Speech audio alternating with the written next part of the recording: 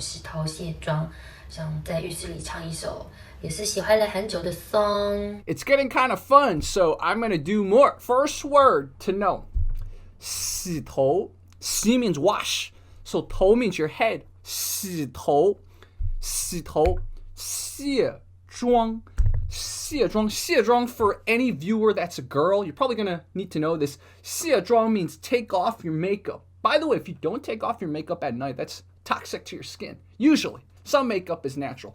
But anyways, 洗头卸妆. So what Huang Ling, what Isabelle is saying is that right now, she hasn't washed her head and taken off her makeup. 浴室. For those of you who want to review, what does 浴室 mean? We've learned about that in the previous video.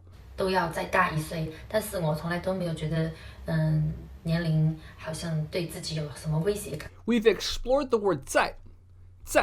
Now, a lot of times 在 indicates repetition or something occurring again. So in this case, she's talking about 再大1岁. 再大1岁. 再大1岁. So what does that mean? When you're growing up or aging, the word to use is 大.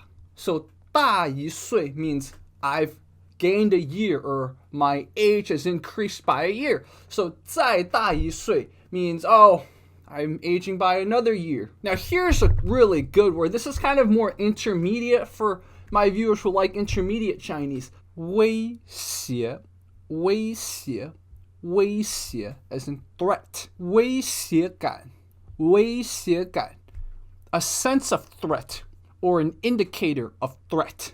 And the word 威胁 is very interesting. It's a self-defining word. 威, like there's something imminent. 胁, something's forcing on me or something's kind of forcing me to do something, right? So you put it together, an imminent sense of something looming, I guess is the perfect definition. 威胁. So 威胁感. Isabelle's trying to explain that, look, she's gone up in age by a year. It should give her maybe a sense of threat or whatever, insecurity, but it isn't. 他们说睡觉之前不能喝很多水，因为第二天起来会脸肿。但是我觉得宁愿肿死也不能干死，因为嘴巴真的 very 干。So for those of you who've watched this channel before, you know that 喝 means drink. Now, a very cool word that Isabelle explored is 脸肿. 脸肿. So 脸 means face. 肿 is a word to mean it's puffed up or there's some kind of gathering of fluids, so to speak. So what she's saying is if you drink water before bed, the next day you're going to wake up 脸肿. Your face is going to be a little puffy. I did not know that, but if that's a beauty secret, that's pretty cool. Next up, she says 宁愿肿死也不能干死. That's a really cool one. So this is a very basic grammatical structure. 宁愿, closest translation is kind of rather. So I would rather, what would she rather? 肿死, I'd rather be so puffed up that it's almost killing me, so to speak, than 干死. 干 means dry, right? 干. So I would rather be puffed up and overhydrated than dehydrated and really dry and cracked. That's a good grammatical structure. 宁愿. 宁愿. And another thing is, in general, if you want to really emphasize something to the extreme, you use the word dead. 死. 我饿死了. I'm so hungry. I'm starving. 我渴死了. I'm so thirsty. I need to drink. 我笑死了. I'm laughing so hard. Actually, in English, you kind of have that too. For example, I'm dying of laughter. It's the same thing. 我笑死了. I'm dying of hunger. 我饿死了. So it's the same exact kind of hyperbole. 会像个说书的人，用充满乡音的口吻，绕过水坑，绕过小村，等相遇的缘分。 Isabelle made a similar error as to our previous coverage. She mixed up the lyrics. Did you guys catch that? The first line is supposed to be 跳过水坑. But she said 绕过水坑. So in this case, it makes sense. You could say 绕. 绕 means go around. But the actual lyrics was 跳过. And I like that the captions, the subtitles, hoped you would have noticed that. The two words sound similar, right? 跳过 versus 绕过. 跳过 means I jumped over. 跳过，绕过 means I went around. I mean, similar concept. And then 水坑, a hole filled with water or a depression filled with water. And then this is a really deep word. 缘分. I don't know if I'm ready to explore that word yet because it's hard to explain that to Western audiences. I guess fate, maybe. I don't know. Divine, no, it's not divine intervention, but kind of fate. I don't know. That's a word that we might have to explore on the dojo because that's a deep word. It's a deep word that has a lot of cultural, kind of, especially East Asian type of thinking. But 缘分 is a word definitely to keep at the back of your mind when you're talking about romance or friendship or any type of social situation. I would recommend if you're looking to explore and go deep down the rabbit hole into something, look at the word 缘分. 你用泥巴捏一座城，说将来要娶我进门，转多少身，过几次门，虚掷青春。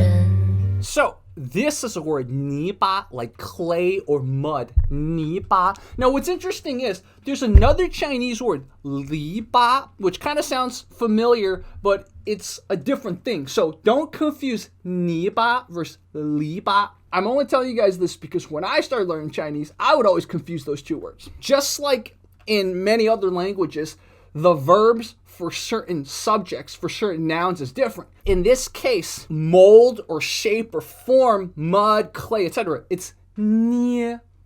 Now, 捏can also mean squeeze, like grab, but when you're forming or molding something that's mud related, soil related, dirt related, 捏. Now, 城, as in a city. To talk about a city in Chinese, we have different indicators for a unit measurement. For a city, you would say 一座城. There's not a really similar thing in English, right? In English, you would just say a city. There's not this little unit measurement. It's a common source of confusion that a lot of people who are trying to learn Chinese, they're not used to all these different types of ways of indicating unit measurement. For example, you would not say 一个城. I mean, you could, but the more grammatically correct way would be 一座城. A common example is like 一匹马, right? 一匹马, a horse. You wouldn't say 一个马 or 一只马, 一匹马. So, for those of you who want to get past the initial hump of speaking Chinese, one thing to kind of memorize, there's no other way than to 背. Memorize this, is to memorize those unit indicators, unit measures for different nouns. So remember, 一座城. 说将来要娶我进门，转多少身，过几次门，虚掷青春。 In English, for example, when you marry someone, you propose to someone, etc., the words aren't separated by gender. In this case, she talked about the word 娶. Now, if I were a man and I were proposing or marrying a woman, I would say 娶, like 我要娶你, 我要娶你, like I'm gonna marry you. But if a woman were to marry a guy, it would not be 娶, it would be 嫁. So there's certain gender distinctions between certain actions in Chinese that maybe you might not get in English. So 娶 versus 嫁. It's kind of like in certain Romance languages. For example, in Spanish, right, they separate it based on gender. So it's kind of the same thing, analogous in Chinese. A good thing to pay attention to, understand the distinction between 娶 and 嫁. The person who's initiating the proposal, the marriage, etc., he or she's the one 娶. It's usually a he. There are some very progressive places where a man can 嫁 a woman, but it's very rare. Usually if you say that, like, if you're a man, you say 我嫁给她, people will be like, do you not know Chinese? Are you weird? Etc. So I'm going to end off with this word, 虚掷.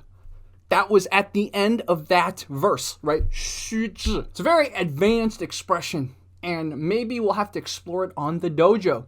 So, if you guys want to learn this entire song or whatever, let's go on the dojo and continue. But 虚掷 is a really complicated word. And in fact, I had to look it up. I'm not going to pretend I just knew the meaning off the top of my head. So, see you guys on the dojo. More to come. For everyone watching this, thank you. 谢谢大家. Remember, practice every day, all right? Practice every day. And I guess if I'm putting this on B 站的朋友，谢谢。小小的誓言还不稳，小小的泪水还在撑，等人青春。